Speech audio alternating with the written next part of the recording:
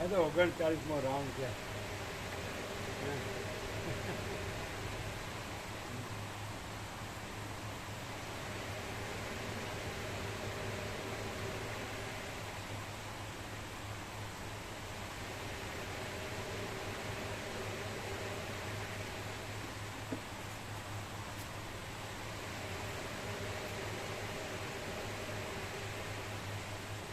આવું તો કેટલું હોય તો કોણ સાંભળે, કેટલું સાંભળે માણસ, સાંભળી કેટલું સાંભળે. બધાને બીજા કામ ધંધા હોય કે નહીં. પ્રભુ આ ભ્રાંતિના પુતળાને છાંટતું નથી, બરાબર. એટલે ભાસ આપણે કહે છે કે નાના મોડે મોટી વાત શોધે નહીં, અને નાલાયકના મોડે કે લાયકાતની વાત શોધે નહીં. એ એક અવિવેક કરું તો એમ થાય પ્રભુ કે પ્રભુનો જે કેવળ જે નિરપેક્ષ પ્રકાશ, જે અનંત પ્રકાશ જે છે, એ પ્રકાશ આગળ તો કોઈ સદગ્રંથનું અવલંબન પણ નથી. ઇવન કઈ ને કે યોગ વાસિષ્ઠમાં હો દ્વૈતાદ્વૈતથી અને પછી આ નથી એમ કરીને તત્વબોધ આવે, પણ એ મૂળ પકડવામાં પેલો માણસ દ્વૈતાદ્વૈતના ચક્કરમાં ફસાઈ જાય. જેમ કે ચુડાલાને શીખી ધોઈતું ને મંકી મુનિને આ બધું જુએ તો એમાંથી જે પેલો મેઇન સ્વાદ લેવાની જગ્યાએ ફંટાઈ ફસાય. ઇવન કઈ ને પ્રહલાદના આખ્યાનમાં હોય કે તેઓ એમ કીધું કે ના તમે આ રાજકાજને આ બધું કરો, નહીં તો આ બધી અવ્યવસ્થા થાય ને આમ કરી, અને પેલો બિલકુલ પ્રકાશ પર ભ્રમ રહેલો હતો તો તેને પાછો નીચે લાવીને, એટલે જે હકીકત હવે એનો જે નિશ્ચય પ્રકાશ એ પ્રકાશ છે, પ્રકાશમાં આવું કઈ નથી. હવે પ્રભુનો જે તત્વબોધનો પ્રકાશ છે એ તો હવે આ બધાથી નિરપેક્ષ થઈ ગયો. તો ખરેખર કઈ ને કઈ જોહે સોહે કે ડાયરેક્ટ પ્રભુનો પ્રકાશ શું જવાબ, એમાં કોઈ સરળ સરવાળો નથી કરવો જોઈએ, અને સીધો પ્રકાશ જ રહેવો જોઈએ કે જેથી પેલું કાલે પેલા માનકે બોમ્બેવાળા બહેનો પુરુષાર્થ પર લઈને બેઠા, બરાબર. હવે એ બધી ભ્રમણ કક્ષા છૂટી ગયેલી કહેવાય, એ બધું નીચેનું થઈ ગયેલું કહેવાય. એટલે પ્રભુનો જે પ્રકાશ છે, જે સ્વયં પ્રકાશ છે, પ્રકાશની વાણી, પ્રકાશનો બોધ, પ્રકાશનો પ્રકાશ અને પ્રકાશ સહજ પ્રકાશ, તો એમાં હવે કઈ ને કે યોગ વાસિષ્ઠ અપ્રસ્તુત લાગે, અને કેવળ પ્રકાશ જ હોવો જોઈએ. મેન કે સરળ શ્રવણ થવું જોઈએ તો ડાયરેક્ટ નિરપેક્ષ સત્તું જ થવું જોઈએ. સરળ શ્રવણ થવું જોઈએ તો સીધું જોહે સોહેલું જ થવું જોઈએ, કે પરમાત્મા તત્વ પ્રકાશનો જ થવો જોઈએ. કારણ કે પ્રકાશમાં તો કોઈ સદગ્રંથો નથી, પ્રકાશ પોતે જ સદગ્રંથ છે, સહજ પ્રકાશ, કે જેમાં હવે આ બધું પણ એટલે થોડું પણ અહીં પ્રકાશ જ છે કે બીજું કઈ છે? એ જ છે. પણ પેલું જે એમ કે હવે તેમ લાગે કે આ હોય કે અપ્રસ્તુત લાગે, સીધો પ્રસ્તુત કેવળ પ્રકાશ જ લાગે.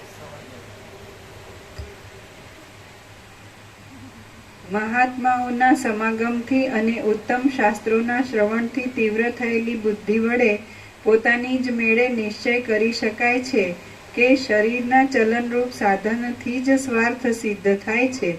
અજ્ઞાનથી થયેલી વિષમતા મટી જાય અને તેની સમતા થવારૂપ જે અપાર આનંદ થાય તે જ પોતાનો પરમાર્થ છે એમ વિદ્વાનોનો નિશ્ચય છે. જેમના દ્વારા એવો આનંદ પ્રાપ્ત થાય તે શાસ્ત્રોનું અને સાધુઓનું યત્નપૂર્વક સેવન કરવું જોઈએ. નીચે ટાંચ છે. મુખ્યત્વે સર્વ મનુષ્યો અર્થ અને કામમાં પુરુષ પ્રયત્ન કરે છે, તો ધર્મ અને મોક્ષમાં તેમણે શા માટે પુરુષ પ્રયત્ન ન કરવો જોઈએ? સન્મતિથી સત્સમાગમનો તથા ઉત્તમ શાસ્ત્રાભ્યાસનો લાભ થાય છે, અને એ સત્સમાગમ તથા શાસ્ત્રાભ્યાસથી તત્વબોધ થાય છે. આમ વર્ષા ઋતુમાં જેમ તળાવ અને કમળની પરસ્પર વૃદ્ધિ થાય છે, તેમ એ એકમેકના અભ્યાસથી ગુણ વૃદ્ધિ થાય છે. બાલ્યાવસ્થાથી જ જો પ્રયત્નપૂર્વક શાસ્ત્રોના તથા સાધુઓના સમાગમનો પરિપૂર્ણ અભ્યાસ કર્યો હોય તો તેના ગુણોથી હિતકારી સ્વાર્થ સિદ્ધ થાય છે. બ્રહ્માંડમાં વિષ્ણુએ દૈત્યોને જીત્યા, લોકોની મર્યાદાઓનું સ્થાપન કર્યું તથા જગતની રચના કરી, એ સઘળું પુરુષાર્થથી જ થયું છે, દૈવથી એ કશું થયું જ નથી. હે રઘુનાથ, આ જગતમાં પુરુષાર્થ જ મુખ્ય કારણ છે. તો હે સદભાગી, તમે એવો પુરુષાર્થ કરો કે તમને ઝાડની કે સર્પાદિકની દશા નિસંશય આવે જ નહીં. શ્રી યોગ વાસિષ્ઠ મહારામાયણમાં મુમુક્ષુ પ્રકરણનો પૌરુષ પ્રાધાન્ય સમર્થન નામનો સર્ગ 7મો સમાપ્ત. સર્ગ 8મો દૈવના મિથ્યાપણા વિશે. આ 8મા સર્ગમાં દૈવના મિથ્યાપણા વિશે ઘણા ઉદાહરણો અને ઘણી યુક્તિઓ વિસ્તારથી કહેવામાં આવશે. વસિષ્ઠ બોલ્યા, દૈવને આકાર નથી, કર્મ નથી, ગતિ નથી અને પરાક્રમ પણ નથી, તો આ દૈવ કહેવાય છે તે શો પદાર્થ છે? એ દૈવ તો એક જાતની રૂઢ થયેલી ભ્રાંતિ જેવું છે. જ્યારે પોતાના કર્મોના ફળ પ્રાપ્ત થાય છે ત્યારે આ કર્મ આ રીતે કર્યું હતું અને તેથી આ પ્રમાણે ફળ મળ્યું, એવા પ્રકારની વાતો થાય છે. આવી વાતો જ દૈવને નામે પ્રસિદ્ધિ પામે છે. જેમ દોરીમાં સર્પને માની લેવામાં આવે છે, તેમ મૂરખ મતિવાળા લોકોએ ભ્રાંતિથી આવી વાતોમાં દૈવ છે એવો નિશ્ચય પકડી લીધો છે. જેમ ગઈકાલે કરેલું દુરાચરણ આજના સદાચરણથી ટળી જાય છે, તેમ પૂર્વજન્મનું કર્મ આ જન્મના કર્મથી ટળી જાય છે. માટે યત્નથી શુભ કાર્યો કરવા. જે દુર્બુદ્ધિવાળો પુરુષ મૂઢ લોકોના અનુમાનથી સિદ્ધ થતા દૈવને માનતો હોય, તેણે દૈવયોગથી નહીં જ બળવું એમ સમજીને ભડભડતી આગમાં પડવું જોઈએ. જો દૈવ જ કરતા હોય તો માણસને ક્રિયા કરવાનું શું પ્રયોજન છે? કારણ કે દૈવ જ સ્નાન, દાન, આસન અને મલોત્સર્ગ આદિ ક્રિયાઓ કરશે. જો દૈવ જ કરતા હોય તો પછી પુરુષ તો મૂંગો ઠરશે. તે તો જેમ દૈવ ચલાવશે તેમ ચાલશે. પછી તેને શાસ્ત્રનો ઉપદેશ કરવાનું પ્રયોજન શું છે? ત્યારે જગતમાં કોઈને કોઈ વાતનો ઉપદેશ શા માટે કરવામાં આવે છે? જગતમાં એક શબ વિના ક્યાંય ક્રિયારહિતપણું જોવામાં આવતું નથી અને ક્રિયાથી ફળની પ્રાપ્તિ થતી પણ જોવામાં આવે છે. આથી દૈવ વ્યર્થ જ છે. દૈવ આકાર વગરનું છે અને તે આકારવાળા પુરુષની સાથે રહીને કોઈ ક્રિયા કરે એ પણ અસંભવિત છે. માટે દૈવ વ્યર્થ જ છે. લેખણ અથવા અસ્ત્રો વગેરે સાધનો મળતા બેમાંથી એક હાથ તે કાર્યનો કરતા થશે, પરંતુ એ હાથ વગેરે જલાઈ જ ગયા હોય ત્યારે દૈવે તે કામ કદી કર્યું હોતું નથી. માટે દૈવ વ્યર્થ જ છે. જેમ મનનો અને બુદ્ધિનો અનુભવ થાય છે, તેમ રબારીઓથી માંડીને વિદ્વાનો સુધી કોઈને પણ દૈવનો અનુભવ થયેલો ક્યાંય જાણવામાં આવ્યો નથી. માટે દૈવ સર્વદા મિથ્યા જ છે. બુદ્ધિ અને દૈવ જુદા જુદા હોય તો બુદ્ધિનો ક્રિયા કરવામાં ઉપયોગ થાય છે, પણ દૈવનો ઉપયોગ નથી. માટે દૈવ એ એક કલ્પિત પદાર્થ જ છે. હવે જો બુદ્ધિ તથા દૈવ એ બંને એક જ હોય તો પણ દૈવની કલ્પના વ્યર્થ થાય છે. પછી જો બુદ્ધિથી જુદા દૈવની કલ્પનામાં પ્રમાણ હોય તો તે પ્રમાણથી શા માટે પુરુષાર્થને સિદ્ધ ન કરવો? જેમ દેહધારીને આકાશનો સંયોગ સંભવતો નથી, તેમ તેને દૈવનો સંયોગ પણ સંભવતો નથી. જો આકાર હોય તો જ સંયોગ થતો જોવામાં આવે છે. માટે આકાર વગરનું અને સંયુક્ત માનવામાં આવતું દૈવ છે જ નહીં. છતાં દૈવ ત્રૈલોક્યમાં પ્રાણીઓને માટે ખટપટ કરનારું હોય તો પછી સઘળા પ્રાણીઓએ સૂઈ જ રહેવું જોઈએ, કારણ કે દૈવ જ સઘળું કામ કરી દેશે. મને દૈવે પ્રેર્યો છે તેથી હું આ કામ કરું છું એમ જે કહેવામાં આવે છે તે તો સામા માણસને ધીરજ આપવાની વાત છે, પણ વાસ્તવિક રીતે દૈવ છે જ નહીં. મૂઢ લોકોએ દૈવને કલ્પેલું છે. જેઓ એ દૈવમાં ખૂંચ્યા છે તેઓ તો મુઆ જ પડ્યા છે. સમજુ પુરુષો તો પુરુષાર્થથી જ ઉત્તમ પદ પામ્યા છે. કહો જોઈએ, જેઓ વીર છે, પરાક્રમી છે, સમજુ છે અને પંડિતો છે, તેઓ આ જગતમાં કદી દૈવની વાટ સરખી જુએ છે ખરા? અમુક માણસનો આવરદા ઘણો લાંબો છે એવો જોશીઓએ નિર્ણય કર્યો હોય અને તે મનુષ્યનું મસ્તક કાપી નાખવામાં આવે, છતાં તે જીવતો રહે, તો દૈવને ઉત્તમ ગણવું જોઈએ. હે રામચંદ્ર, જોશીઓએ જેને વિશે નિર્ણય કર્યો હોય કે આ માણસ પંડિત થશે, તે માણસ ભણાવ્યા વગર પણ શાસ્ત્રોને સમજી જાય તો દૈવને ઉત્તમ ગણવું જોઈએ. હે રામ, વિશ્વામિત્ર મુનિએ દૈવને દૂર હટાવીને પુરુષાર્થથી જ બ્રાહ્મણપણું મેળવ્યું છે. તેમણે તે કાંઈ દૈવના આધારથી મેળવ્યું નથી. હે રામ, મુનિપણું પામેલા અમે બીજા લોકો પણ લાંબા કાળના પુરુષાર્થથી જ આકાશમાં ચાલવાની શક્તિ પામ્યા છીએ. મોટા મોટા દૈત્યોએ પણ પુરુષ પ્રયત્નથી જ દેવતાઓના સમૂહને ઉખેડી નાખીને ત્રૈલોક્યમાં ચક્રવર્તીપણું કર્યું છે. દેવ સ્વામીઓએ દાનવોના સૈન્યને મારી તોડીને તેની પાસેથી ત્રૈલોક્યના વિશાળ રાજ્યને બળથી પાછું લીધું છે. તે પણ પુરુષાર્થથી જ છે. હે રામ, આ વાંસના કરંડિયામાં લાંબા સમય સુધી સુંદર જળને ભરી રાખવામાં આવે છે, તે પણ પુરુષાર્થની યુક્તિથી જ છે. એમાં દૈવે તો કશું જ કામ કર્યું નથી. હે રામ, સ્વજનોનું પોષણ કરવું, શત્રુના દેશને લઈ લેવો, ક્રોધથી શત્રુઓનો નિગ્રહ કરવો અને અનેક પ્રકારના ભોગવિલાસ કરવા ઇત્યાદિ જે શ્રમ સાધ્ય પુરુષાર્થો છે તે કંઈ જેમ જડીબુટ્ટીથી કે છૂમંતર આદિથી થઈ શકતા નથી. તે કંઈ જેમ જડીબુટ્ટીથી કે છૂમંતર આદિથી થઈ શકતા નથી. આથી હે શુભ વિચારવાળા રામચંદ્ર, તમે દૈવની કાંઈ અપેક્ષા જ રાખો નહીં. તમે ઉત્તમ પુરુષાર્થનો જ આશ્રય કરો.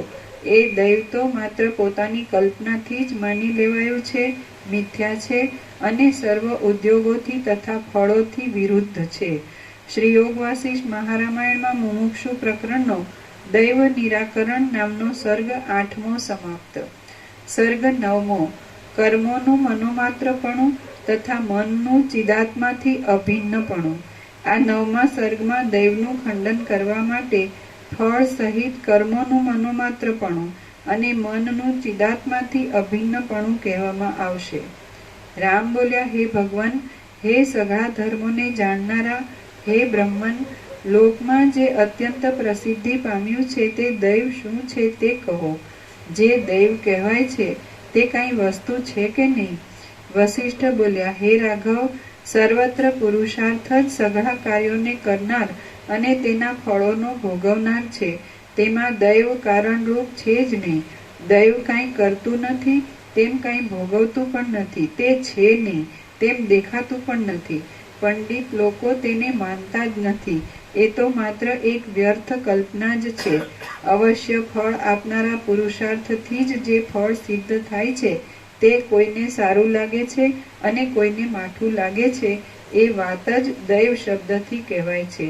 પુરુષાર્થથી મળેલી ઈષ્ટ વસ્તુમાંથી કોઈ સમયે પાછી અનિષ્ટની પ્રાપ્તિ થાય છે અને અનિષ્ટ વસ્તુમાંથી કોઈ સમયે પાછી ઈષ્ટની પ્રાપ્તિ થાય છે. તે જ દૈવ શબ્દથી કહેવાય છે. ભોગના મુખ્ય સાધન રૂપ જ પદાર્થ અવશ્ય થવાનો હોય છે, તેને પણ લોકો સમુદાયમાં કેટલાયક દૈવ શબ્દથી કહે છે. હે રાઘવ, ભ્રાંતિવાળા કોઈ માણસને દૈવ કંઈક નવાઈ જેવું દેખાડે છે, પણ વિવેકી પુરુષને તે કાંઈ દેખાડતું નથી. સિદ્ધ થયેલા પુરુષાર્થમાંથી શુભ કે અશુભ ફળનો ઉદય થાય છે ત્યારે આ કામ આ બીજ રૂપે જ હતું એમ જે બોલવામાં આવે છે તે જ દૈવ કહેવાય છે. કર્મનું ફળ પ્રાપ્ત થયા પછી મારી બુદ્ધિ આમ હતી અને મારો વિચાર આવો હતો એમ જે બોલવામાં આવે છે તે જ દૈવ કહેવાય છે. ઈષ્ટ કે અનિષ્ટ ફળ પ્રાપ્ત થાય છે ત્યારે પૂર્વનું કર્મ આવા પ્રકારનું હતું એમ માણસને ધીરજ આપવા માટે જે વચન બોલવામાં આવે છે તે જ દૈવ કહેવાય છે. રામ બોલ્યા, હે ભગવાન, હે સર્વ ધર્મોના જાણનારા, જે પૂર્વે સંપાદન કરેલું કર્મ છે તેને જ જો તમે વારંવાર દૈવ દૈવ કહેતા હો તો તે છે જ. આમ છતાં તે નથી એમ તમે શા માટે કહો છો? વસિષ્ઠ બોલ્યા, હે રાઘવ, તમે સારું સમજો છો માટે હું સંપૂર્ણ રીતે તમને તે કહીશ. એ દૈવ નથી જ એવો તમારા મનમાં દ્રઢ નિશ્ચય થશે. સાંભળો. પ્રથમ, મનની ઘણા પ્રકારની જે વાસના હોય છે તે જ માણસોના કર્મ રૂપે પરિણામ પામે છે. હે રામ, માણસના મનમાં વાસના ઉઠે છે તે પ્રમાણે જ તરત તે કર્મ કરે છે. વાસના એક પ્રકારની હોય અને કર્મ બીજા પ્રકારનું કરે એમ કદી બનતું જ નથી. જેને ગામ જવાની વાસના ઉઠે છે તે ગામ જાય છે અને જેને નગરમાં જવાની વાસના ઉઠે છે તે નગરમાં જાય છે. જે માણસને જેવી વાસના હોય છે તે માણસ સર્વદા તેવા પ્રકારનો જ પ્રયત્ન કરે છે. પૂર્વે ફળની અત્યંત ઈચ્છાના વેગને લીધે જે કર્મ ભારે યત્નથી કરવામાં આવ્યું હોય તે બીજા નામથી દૈવ કહેવાય છે. કર્મ કરનારાઓના સઘળા કર્મો આ જ રીતે થાય છે. જે કર્મ છે તે વૃદ્ધિ પામેલી વાસના જ છે. જે વાસના છે તે પોતાના કારણરૂપ મનથી જુદી નથી. જે મન છે તે પરમાત્માનું જ રૂપાંતર હોવાથી પરમાત્મા જ છે, નીચે ટાંચ છે. વાસનાને મનમાં સમાવવાથી અને મનને આત્મામાં સમાવવાથી જીવ કૃતાર્થ થાય છે. માટે મુમુક્ષુએ સર્વ વાસનાઓને મનમાં સમાવી મનને આત્મામાં સમાવવું જોઈએ. આમ હે સાધુ, જે દૈવ છે તે કર્મ જ છે, જે કર્મ છે તે મન જ છે અને જે મન છે તે પરમાત્મા જ છે. માટે દૈવ નથી જ એવો નિશ્ચય છે. મન આદિરૂપ થયેલો એ જ આત્મા જે કર્મને હિતરૂપ જાણીને કરે છે તે પોતારૂપ દૈવથી જ તે કર્મના ફળને પામે છે. હે રામ, મન અનિર્વચનીય છે. સત્પુરુષોએ તેના મન, ચિત્ત, વાસના, કર્મ, દૈવ અને નિશ્ચય એવા નામો કહ્યા છે. આમ હે રામ, અનેક નામોવાળો આત્મા જ નિત્ય દ્રઢ ભાવનાથી જે યત્ન કરે છે તે પ્રમાણે તે સંપૂર્ણ ફળ પામે છે. હે રઘુશ્રેષ્ઠ, આ પ્રમાણે સઘળું પુરુષાર્થથી જ પ્રાપ્ત થાય છે, પણ બીજા કશાથી પ્રાપ્ત થતું નથી. માટે તમે કલ્યાણકારી પુરુષાર્થ કરો. રામ બોલ્યા, હે મુનિ, મને પૂર્વની વાસનાઓની જાળ જેવી રીતે રાખે છે તેવી રીતે હું રહું છું. હું તે વાસનાઓને વશ છું, તો હું પરવશ માણસ શું કરી શકું? વસિષ્ઠ બોલ્યા, હે રામ, તમારી વાસનાઓ અનુકૂળ છે, તેથી જ તમે પોતાના પ્રયત્નપૂર્વક પુરુષાર્થ વડે અવિનાશી સુખને પામશો. પુરુષાર્થ વિના એ સુખ સાંપડશે જ નહીં. હે રામ, તમારી પહેલાની વાસનાઓ શુભ અને અશુભ એમ બે પ્રકારની હોવી જોઈએ, અથવા તે બેમાંથી એક પ્રકારની હોવી જોઈએ. જો તમને હમણાં શુદ્ધ વાસનાઓનો સમૂહ પ્રવર્તાવતો હશે તો તમે શુભ અનુક્રમથી જ અવિનાશી પદને પામશો. પણ કદાચ અશુભ વાસનાઓનો ઓઘ તમને સંકટમાં નાખતો હોય તો તેને તમારે યત્ન કરીને બળાત્કારથી જીતવો જોઈએ. તમે કેવળ ચૈતન્યરૂપ આત્મા જ છો, જડ દેહરૂપ નથી જ. તમે જ સ્વયં પ્રકાશ છો. તમે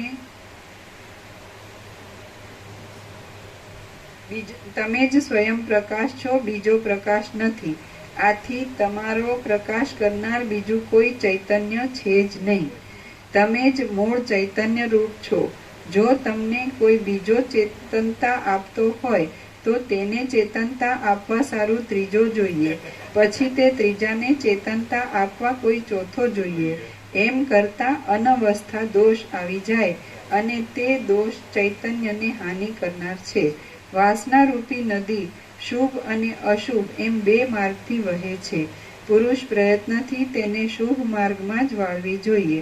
હે બળવાનોમાં શ્રેષ્ઠ, જો તમારું મન અશુભમાં લાગ્યું હોય તો તમે બળપૂર્વક પુરુષાર્થ કરીને તેને શુભમાં જ ઉતારો. માણસનું ચિત્ત બાળક જેવું છે.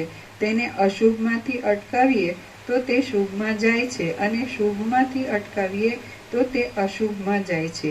આથી બળપૂર્વક તેને અશુભમાંથી અટકાવવું જોઈએ. એ ચિત્તરૂપી બાળકને તુરત સમતારૂપી સાંત્વન આપીને નિર્દોષ કરવું. પછી ઉતાવળ કર્યા વિના ધીરે ધીરે પુરુષ પ્રયત્નથી તેને સારા માર્ગમાં ચલાવવું. તમે પૂર્વે અભ્યાસથી વાસનાઓના શુભ અથવા અશુભ ગમે તેવા સમૂહને દ્રઢ કર્યો હોય તો પણ હવે તો વાસનાઓના શુભ સમૂહને જ દ્રઢ કરો. હે શત્રુમર્દન, જો પૂર્વના અભ્યાસને લીધે તમારી આ વાસના ઉદય પામી હોય તો તેથી જ અભ્યાસનું સફળપણું સિદ્ધ થાય છે એમ સમજો. હે નિષ્પાપ, હમણાં પણ અભ્યાસ કરશો તો તમારી શુભ વાસના જ ગાઢ થશે. માટે તમે શુભ અભ્યાસને જ સંપાદન કરો. હે તાત, કદાચ પૂર્વના અભ્યાસથી તમારી વાસના ગાઢી નહીં થઈ હોય તો હવે તે વધી શકવાની નથી. તમે સુખી થાઓ.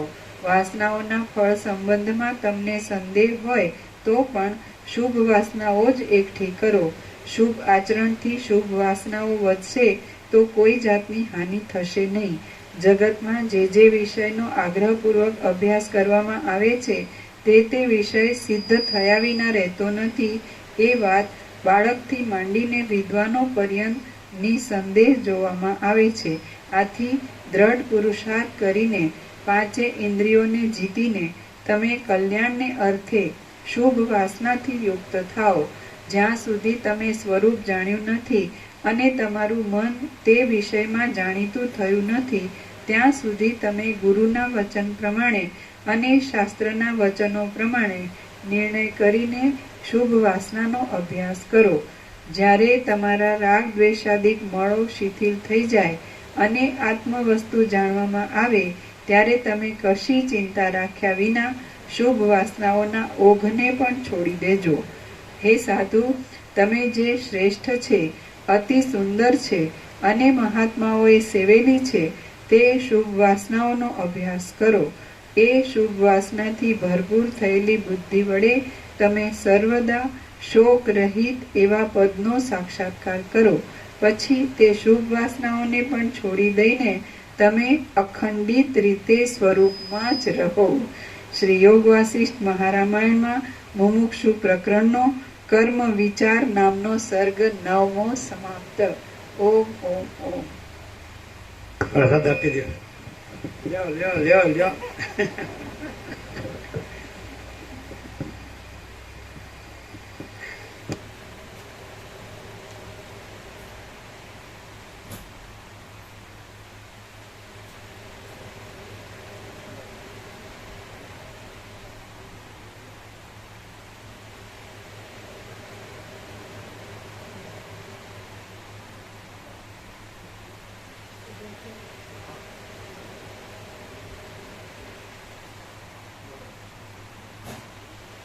એટલું બધું ચોખ્ખું પણ આવે છે.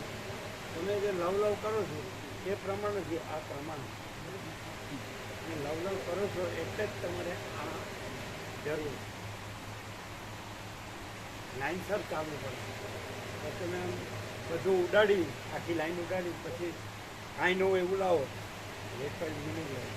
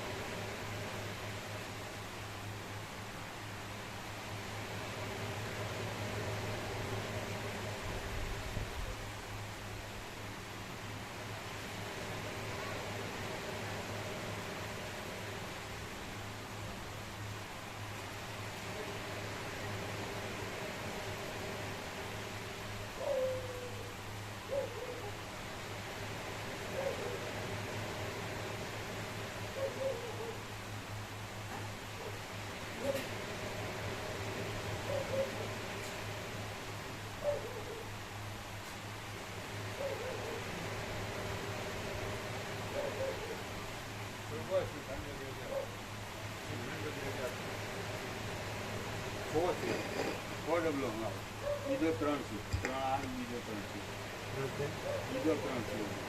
શું આ કે બાળકો નવા શીખણ પેલા મહેન્દ્ર બહુ કીધું સંડેર વાળો. હા નામ લખાઈ દીધું. ફોન કરી દીધો.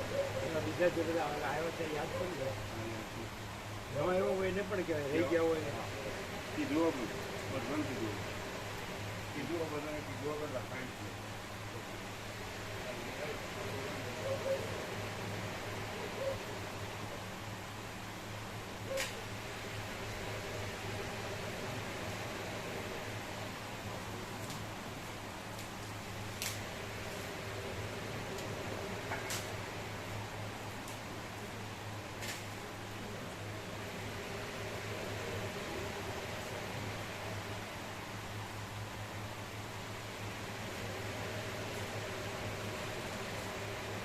ઉભા રહ્યો, હમણાં ઉભા રહ્યો, પ્રસાદ આપે. હાલો આપો ને, પ્રસાદ આપો.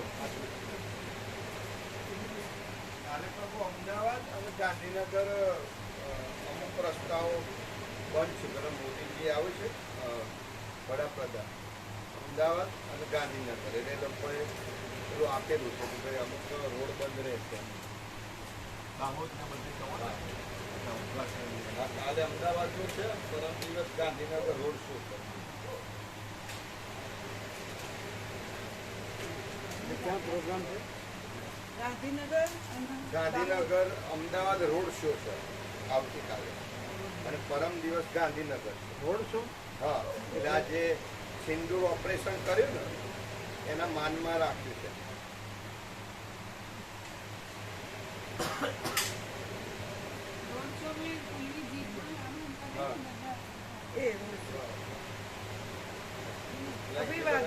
ગામડેથી બધા શિક્ષકો અત્યારે તો તમારું નામ કાઢી નાખો. અત્યારે તમે ઢીલા છો.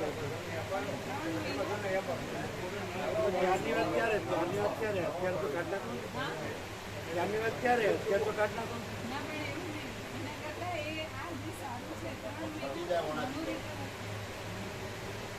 પણ તમે તો રસ્તામાં નહીં.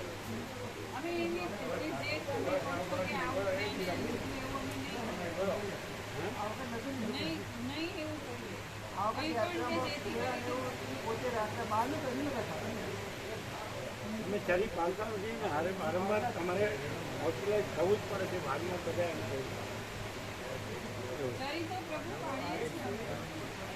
જ્યારે અમે બધા શરીરના બધા રિપોર્ટ રેગ્યુલર કરાવતા હતા એમ જ કે અમુક ઉંમર પછી કરાવવા જોઈએ. તો જ્યારે પહેલી વાર કોલેસ્ટ્રોલ સેટ બોર્ડર પર હતું ને માલસામાં, ત્યારથી અમે બધું એ હવે થોડી પણ ચરી ન પાડીએ તો પણ એવું તે ચરીનો ઇફેક્ટ થાય.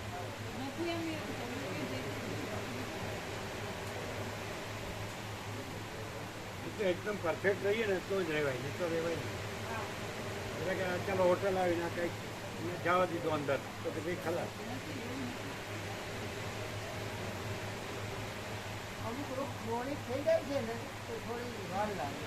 શરીર તો પાડે પણ સ્ટ્રોંગ વાર લાગે. એ તો દર વખતે એવું થાય. એટલી વાર આ એક જાતની ટેન્ડન્સી થઈ ગઈ. ટેન્ડન્સી એટલે પ્રકૃતિ. ટેન્ડન્સી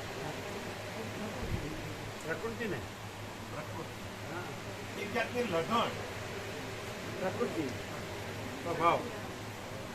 એટલે જેને ઇન્દ્રિયોના મનને નથી શીખ્યા ને એનું તો આમાં કામ નથી. એટલે આમાં આવી જાય તો ઈચ્છા કરીએ અને પછી એમાં પડી જઈએ એ બધું ખોટું. હા, આપણે બધું કેટલું આવે પણ કાંઈ નહીં. કાંઈ નહીં એટલે કાંઈ નહીં. અને પરમ શાંતિ. એક ગ્લાસ પાણી પીને હોઈ જાઓ.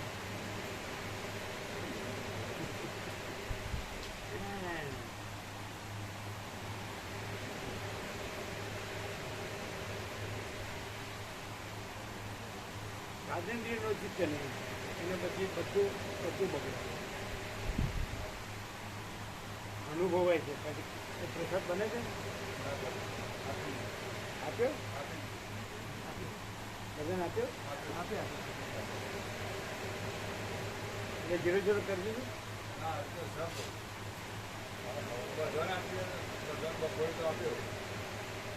પણ નવા આવ્યા હોય એને ક્યાં એટલે આવ્યા એને આપ્યો. એને ફૂલ આપ્યો. આવ્યો એને જે નહોતા આવ્યો ને આવ્યા એને ફૂલ આપ્યો.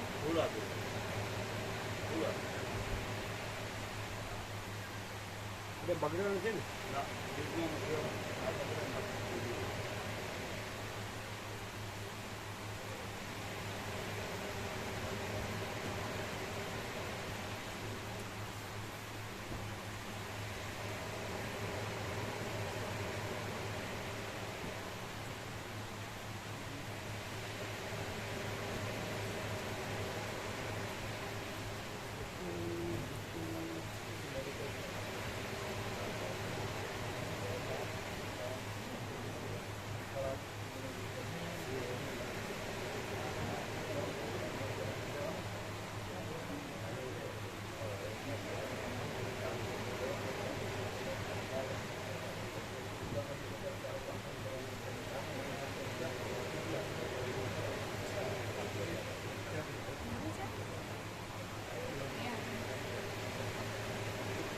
ક્યારે નીકળવાનું? ક્યારે? અત્યારે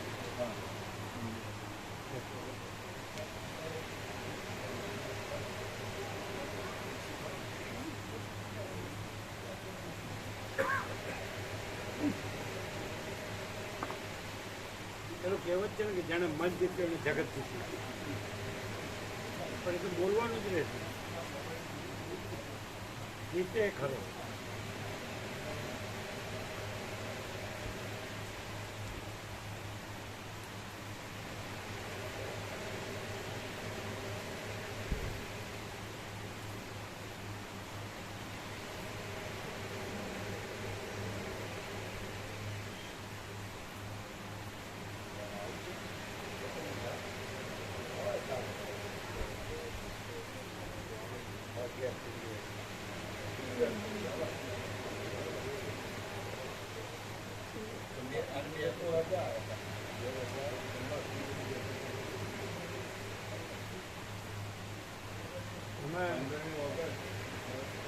આપણે સહન કરી શકતો શરીર સુદૃઢ છે. ગમે એટલું ચાલવું પડે, ઊભા રહેવું પડે.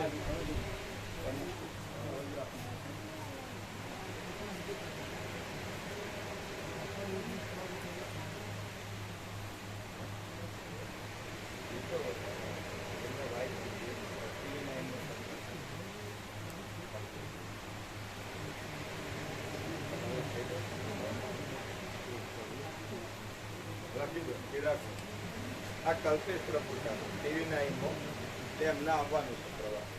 એમાં એમાં ન્યૂઝ છે ટીવી 9 ચેનલ. ગુજરાત સમાચાર ટીવી 9 એટલે એમને ઈચ્છા છે એમના સંદેહ કયા ગામ કયું ગામ? રખિયાલ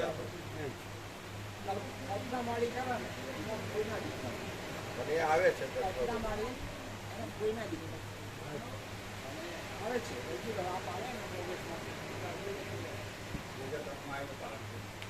પાલનપુર 2003 કલ્પેશ પ્રભુ.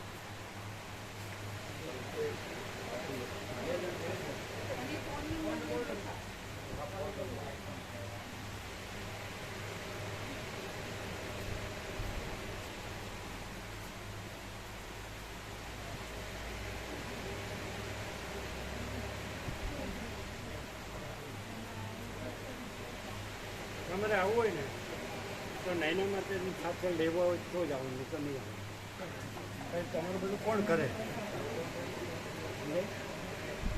એટલે એને હેરાન થવું હોય તો આવે, કારણ કે તમારે કંટ્રોલ નથી.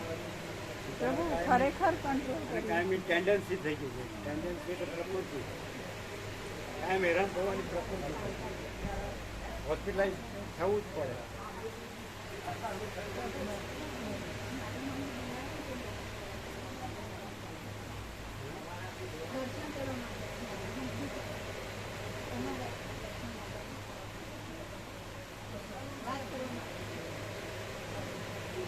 અત્યારે તમારે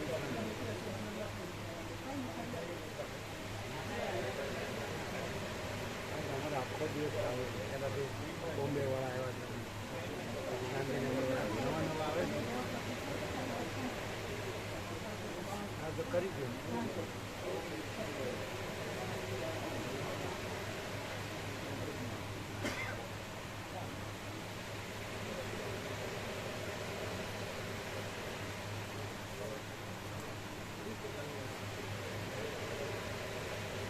કોમન સેન્સ તો ખબર પડે કે અમે કેમ સહજ અખંડ રહ્યા છીએ અને તમે કેમ કોઈ અખંડ રહી શકતા નથી, કોઈ ખબર પડતી નથી.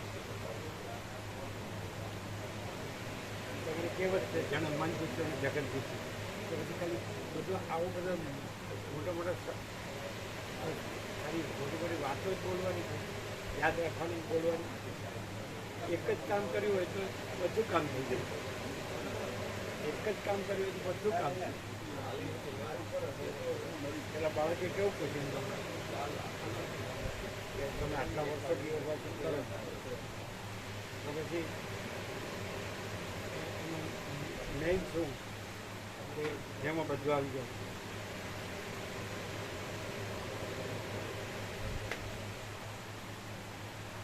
તમે બધું જાણો તો બધું નકામું. એટલે પાડી ન શકો તો બધું. અને તમને કેટલો બધો ચાન્સ આપ્યો. હવે તો અમારે તમે આટલી મહેનત કરી તો અમારે ઋણ પણ ન અમે હોસ્પિટલમાં આવીને લખી આપ્યું કે ભાઈ તમે પોતે પ્રભુ રહ્યો ને પછી બે હું કામ જોયા શું કે પરમપિતા કે શોધ પરમપિતા પાસે કે અમે પરમપિતા કે કંઈ તમને કરવાના નથી પછી કંઈ કરવાના નથી સિવાય કરવાના તો પછી તમે બીજું હું કામ જોયું નથી. હવે તો આ ઉઘાડમાં એકદમ આજ તો કોળો પદ પર મેલો બેસવાની દાળ કાપો તો કોણ બચાવી શકે? તમે પછી કે નામ હું પરમ કીધા કે મારે મરવું જ છે ગમે એમ ઊંધો મારું તમે સદાશિવે હું કરે હોસ્પિટલે હું કરે સરસ્વતી હું કરે નામે હું કરું વાલ્મીકી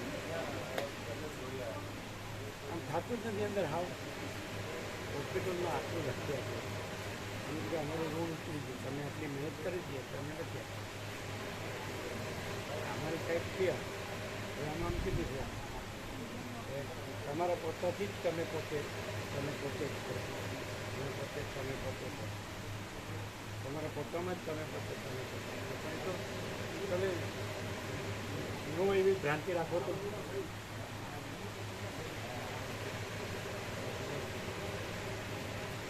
ઈશ્વર પણ ન છોડે તો એ પણ પરમપિતા કે પરમ વિદ્યાની વૃત્તિ ન રહી જાય તો પછી જીવ ભ્રાંતિને તો કહેવાનું જ શું હોય? ધર્મા વિષ્ણુ મહેશ ભ્રાંતિ પોતાની ધર્મા વિષ્ણુ મહેશ ભ્રાંતિ ન કરે તો એ પરમપિતા કે પરમ છે પોતે જ છે પણ ભ્રાંતિ પોતે નથી એ રીતે પોતે છે પોતે ભ્રાંતિ પોતે રહીને આ ગમે તો સાંભળે વાંચે લખે બોલે અમે ક્યાં કાંઈ કાંઈ લખતા વાંચતા બોલતા કાંઈ हम तो कह हम कुछ नहीं हमारा कुछ नहीं हम कुछ नहीं जानते हम कुछ नहीं करते प्रैक्टिकली ઓગણચાલીસનો રાઉન્ડ રાખવાનો તમે એક થોડું કે અખંડ નથી રહ્યા પ્રભારી આવું હોસ્પિટલમાં કેમ સમજાતું નથી પોતે જ છો એટલું જ સહજ છે પોતે જ છો બીજું છે બીજું થતું પણ આ નહીં ભ્રાંતિ નહીં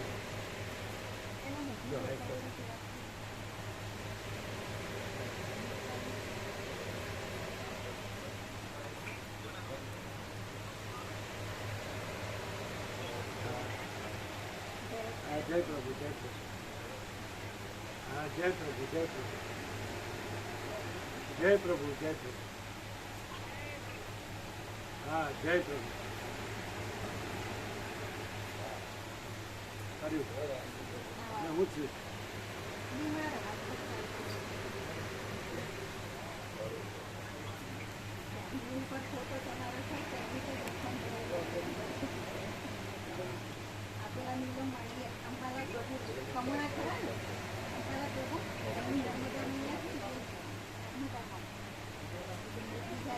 હા તમે પ્રસાદ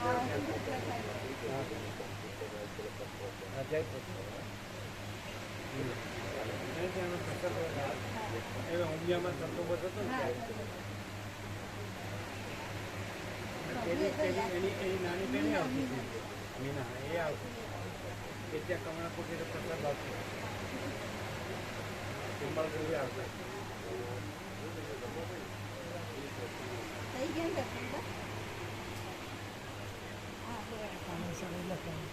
હા કીધું તો 134 થાય આપણે 134 આનંદ સર બી લખાય વડોદરા આનંદ સર વડોદરા એને લખાયું પરિક્રમ કીધું પણ ચાલુ રાખો કોલેજ ચાલુ ઓમ ઓમ ઓમ હા અરુણ હા ગમતા મારું કામ હા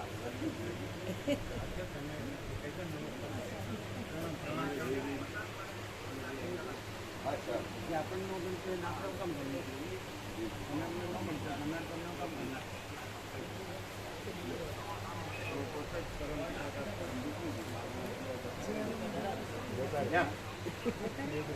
ફેરવી આપો એમ તમને ફેરવી નથી એકતા તમે અમને કેવી રીતે ફેરવી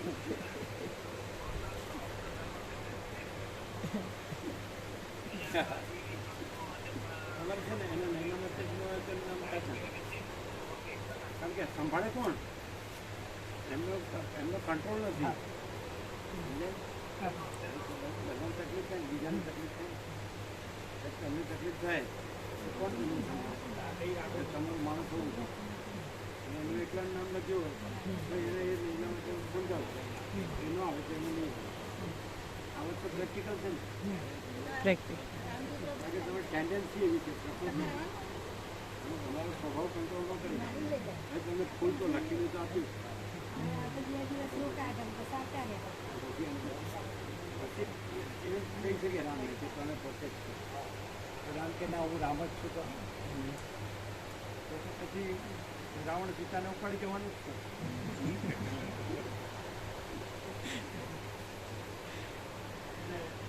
નહીં તો સવાલ જ રામને આભાસ પ્રોબ્લેમ છે આપણે કોઈ આભાસ છે એને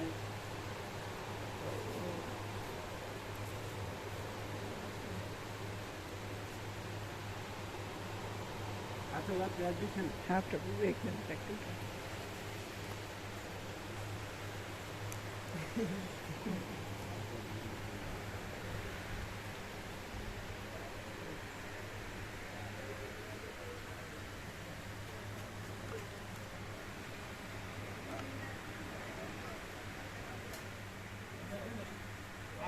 લાઈનમાં ઉભું રહેવું પડે તો ઊભા જ ન રહી શકો ખ્યાલ આવે 7-8 કલાક દર્શનની લાઈનમાં ઊભા જ ન રહી શકો